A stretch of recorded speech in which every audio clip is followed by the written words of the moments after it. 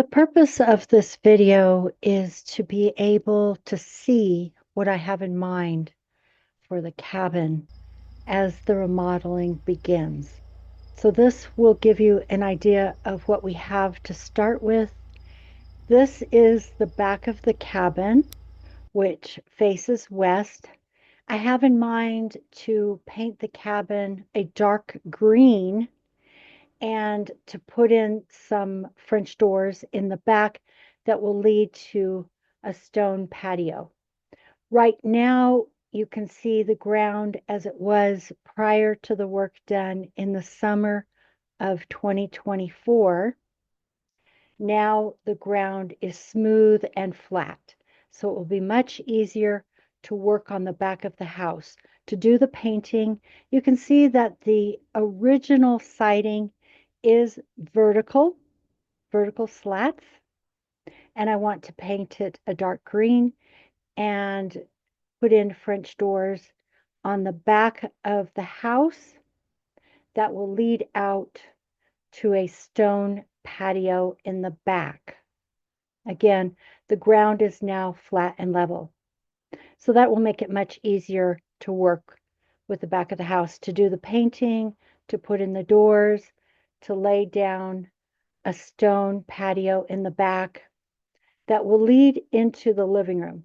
Now, this is another example of a stone patio, and I really like the intersection and interweaving of nature and home.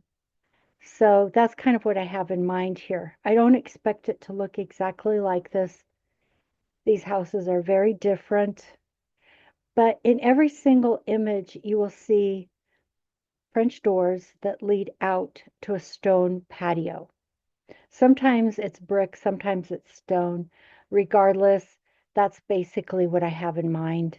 I like the stones and I like to leave a little bit of space in between where ground cover can grow through because I like that interweaving of the home and living spaces and nature. So that's what really appeals to me for the stone patio. So I hope that this gives you an idea of what I'm looking for. Now, when we go into the living room, which you can see there is that part of the house that you were looking at from the outside. Now we're inside and we're looking at the east wall.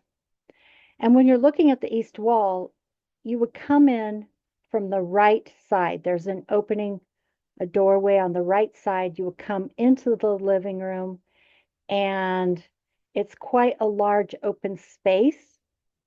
And so my idea is to put the wood stove in the center of the east wall. The next thing I'm interested in doing is using distressed wood that we already have around the cabin to panel the walls. And the reason I want to do this is because the more I can use the materials that are already on the property, the more I can save money because I won't have to buy those materials. Also, I want to use those materials so that I don't have to deal with disposing of them. So it sort of kills two birds with one stone. I don't have to deal with disposing of them, and I can use those materials and save money. So the two primary materials I'm thinking about, one is the distressed wood that's already on the property, and the other is corrugated metal. And many of the examples that I am providing here are examples of how distressed wood has been used on walls as paneling. And that's what I have in mind, so that I won't have to buy the paneling. The paneling for the ceiling has already been purchased and it's at the cabin. However, there's only enough for the ceiling. So I still need to do the walls. So I've tried to bring together a collection of images that show how these materials can be used on the wall to panel the walls. And I've provided a lot of different examples. Some examples just have the distressed wood. Some of the examples have the corrugated metal. In most of the images, the corrugated metal is along the bottom half of the wall, and the distressed wood is either the entire wall or the upper half of the wall, especially when you're looking at the image of the wood stove, which, as I said, I would like to place in the center of the east wall of the living room. So putting corrugated tin behind that would actually help to protect the wall from the heat of the wood stove. And it would be a way to use that material and panel the wall. Now, in a lot of these cases, they are intentionally using distressed materials, including distressed corrugated metal. So in some of these images, you can see how the metal has been painted and then stained to create a distressed look. That's probably what I would do as well. I would go ahead and paint the metal using non-flammable paints and then stain the metal to give it that distressed look. And that could be along the bottom of the wall.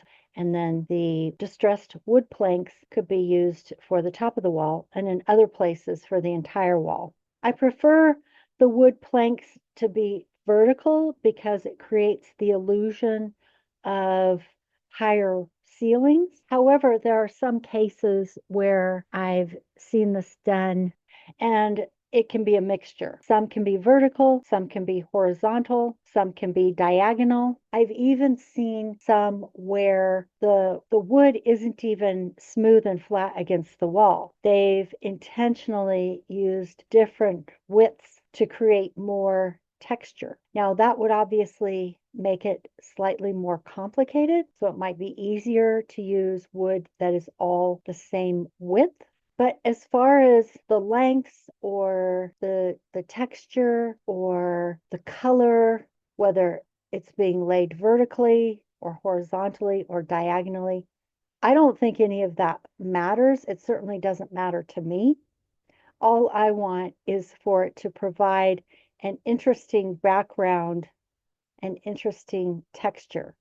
I actually like the look of distressed wood because I think it has character. And again, it's a way to save money. The materials are already there. They can be used for free. They just need to be cut, placed on the wall. They could be sanded. They could be stained. They could be painted. They could be left exactly the way they are. There's lots of options. And also that means that I don't have to deal with disposing of these materials because I can use them for paneling the walls. I'm also interested in installing some built-in bookshelves.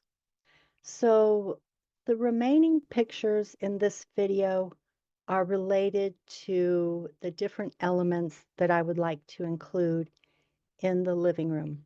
Those include the wood stove, the built-in bookshelves, wood floors, using distressed wood to panel the walls, using corrugated metal to panel the walls, and other elements I have in mind to create warmth and comfort.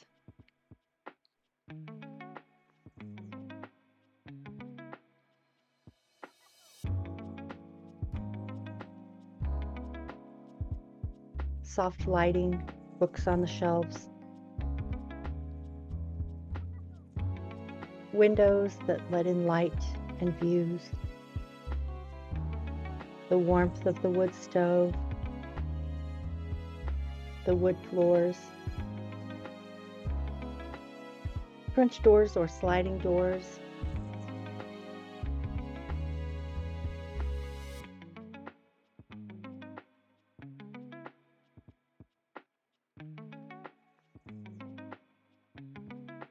and eventually I can then focus on the landscaping surrounding the cabin, creating environments that are pleasurable, not just for humans, but also for plants, animals, the wildlife surrounding the area, insects, bees, and butterflies. I expect it to be a long-term project, but I have a vision in mind of what it will eventually look like. and I plan to devote my life to it.